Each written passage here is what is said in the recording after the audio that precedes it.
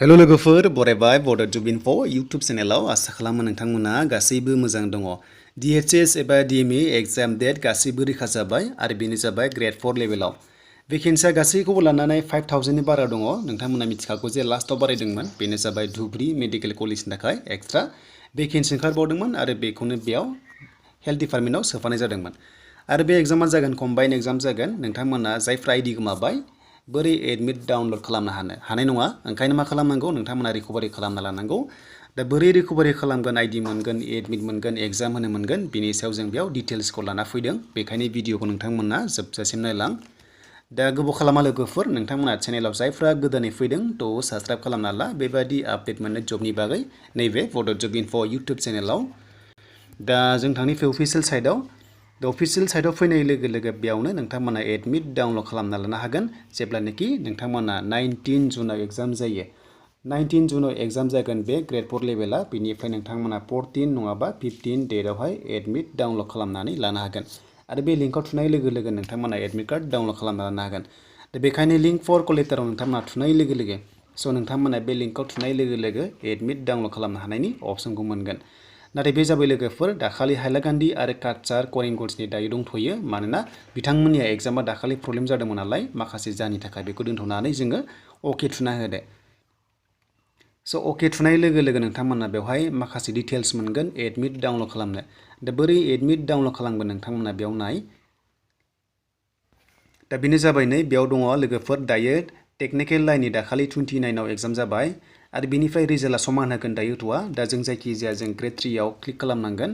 बेनिफ्राय जेब्ला ग्रेड 4 फैगोन अब्ला बेबायदि सेम प्रसेस नोंथांमोना अनलि ग्रेड 4 आव क्लिक खालामनांगोन। बेनिफ्राय नायदो मा नांगौ बेयाव नै नोंथांमोननि एप्लिकेसन नाम्बार बे एप्लिकेसन नाम्बार नोंथांमोना बेयाव होनांगोन। बेनिफ्राय पासवर्डआ नोंथांमोना जि होदों बेखौ होनानै लगइन खालामनांगोन।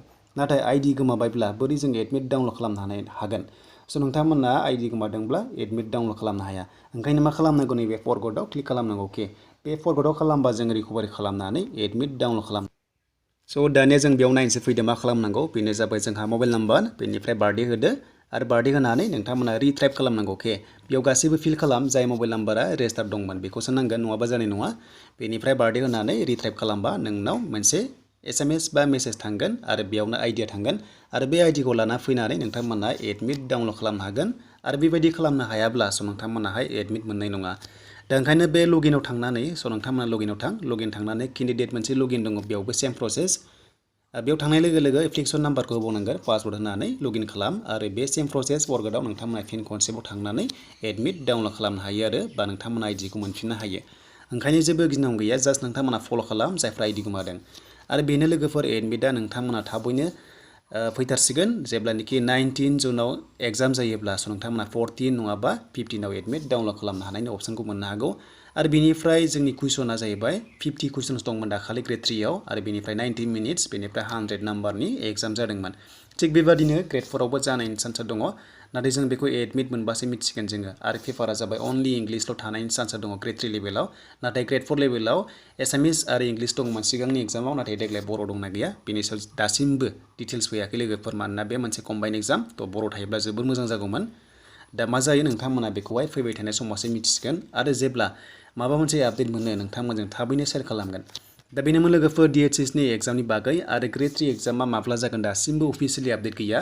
जेब्ला फैगोन थ' नोंथांमोननो थाबैनो होनाय जागोन बड' जब इनफो इउटुब चेनेलाव।